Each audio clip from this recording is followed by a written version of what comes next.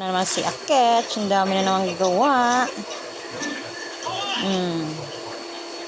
Yan ang tapos na.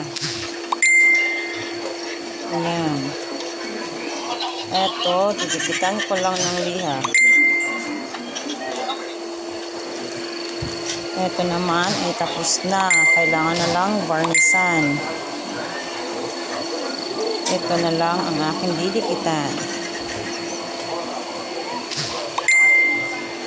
Pagkatapos nito, magbabarnish na ako. Tapos magbabalot ng nail file. So,